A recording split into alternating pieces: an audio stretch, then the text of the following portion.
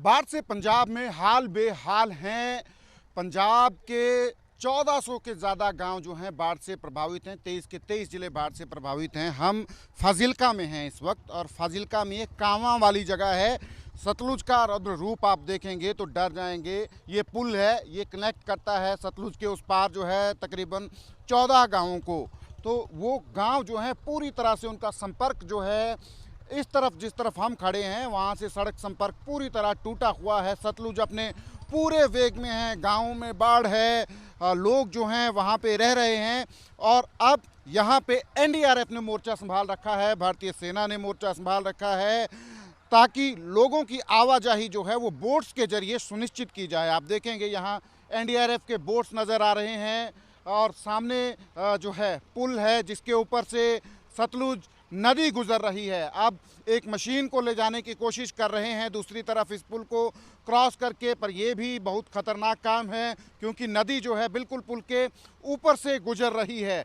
तो अंदाज़ा हम इन गांवों में जो लोग रह रहे हैं उनकी ज़िंदगी का लगा सकते हैं कि किस तरीके से उनके हालात हैं, किन हालातों में वो लोग रह रहे हैं।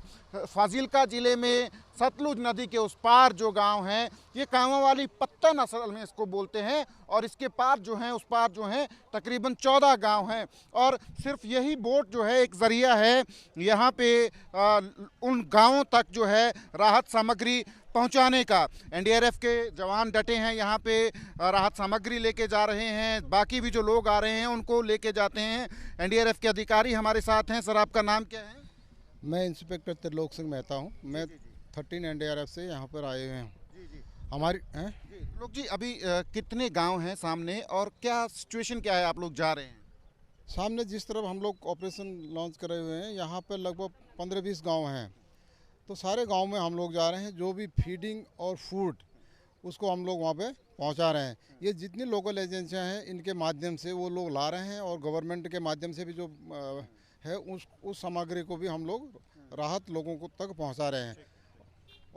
और साथ ही साथ जो गांव में कोई मेडिकल इमरजेंसीज वाले केसेस हैं उनको भी ला रहे हैं। साथ ही जो भी बुजुर्ग वगैरह वाले हैं उनको भी ला रहे हैं, और साथ साथ उनको अवेयरनेस कर रहे हैं कि भाई पानी बढ़ने वाला है, आप लोग गांव से बाहर निकलिए करके। तो लोग जी, तो अभी गांव तक पहुंचने का सिर्फ एक ही जरिया है, आप लोगों के जो बोट्स हैं या आर्मी के जो बोट्स हैं, और कोई जरिया नहीं है? जैसे बाकी जगहों पे ट्रैक्टर ट्रॉलीज जा पा रही हैं, यहाँ तो वो भी नहीं जा पा रही हैं।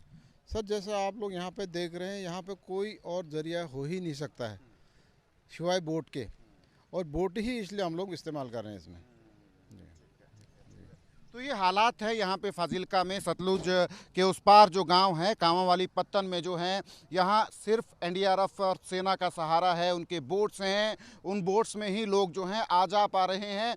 ट्रैक्टर ट्रॉलीज वहाँ तक पहुँच नहीं पा रही हैं। इन्हीं बोट्स में सारी राहत सामग्री जाएगी, जो इमरजेंसी मेडिकल सर्विसेज हैं वो पहुँचाई जा रही हैं। तो ये हालात हैं यहाँ पे। हम अंदाज़ा लगा सकते हैं किस तरीके से यहाँ के लोग जो हैं, इन गाँवों के लोग जो हैं अपनी ज़िंदगी जो है गुजर कर रहे हैं। और बड़ी बात यह है कि मौसम बेशक साफ़ है यहाँ पे, पर सतलुज का जो बहाव है, जो स्तर है, वो कम नहीं हुआ है बल्कि थोड़ा सा बढ़ा ही है। तो सतलुज के उस पार फाजिल्का ज़िले में ये जो सरहदी गांव हैं, इनकी ज़िंदगी जो है वो दूभर बनी हुई है बाढ़ की वजह से। और एनडीआरएफ और सेना के जवान जो हैं डटे हैं मदद पहुंचाने के लिए। कैमरा पर्सन अमित शर्मा के साथ सचिन कुमार, एबीपी न्यूज़, फाजिल्का।